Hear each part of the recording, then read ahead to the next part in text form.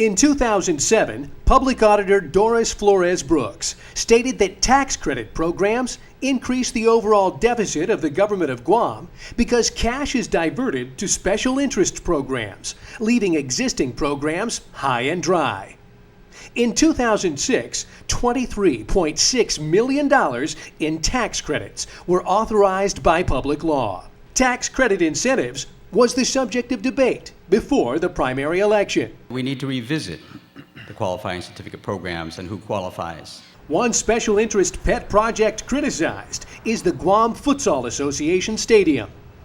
Payless Supermarkets was selected by the GFA as the sole recipient of up to $1 million in tax credits in exchange for building a stadium on Harmon Loop Road.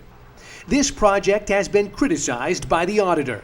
How did the GFA select Payless as a sponsor? This is interesting. For this one, we did inquire with GFA, and there's a broader issue with just GFA selecting, and I'll get into that, dealing with the government side, but the way it occurred, according to their representations to us, GFA's representations, was the president and the general secretary actually selected the company to receive the tax credit, and there's no public announcement saying, okay, companies, everyone, you're welcome to participate in this program, but that's not how it's done.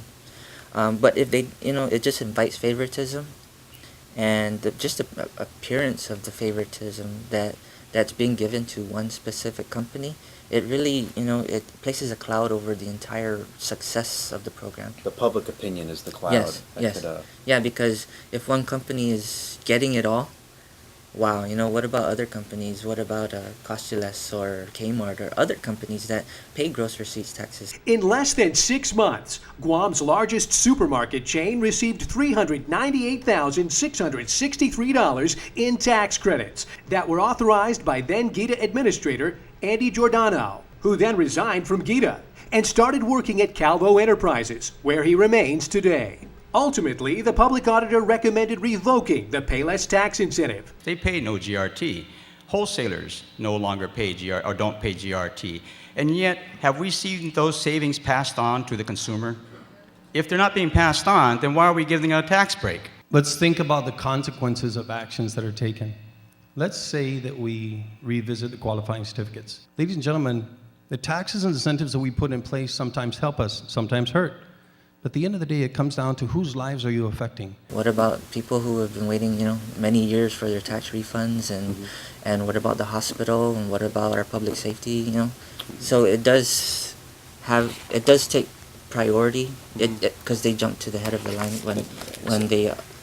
And it also takes priority over the Department of Education. Oh, absolutely, yeah. To go back to Senator Tenorio's concerns about whose lives would be affected by revisiting tax incentives, it may be worth asking whether it would impact the livelihood of his running mate, Senator Eddie Calvo, who draws a $148,000 salary from Payless Supermarkets.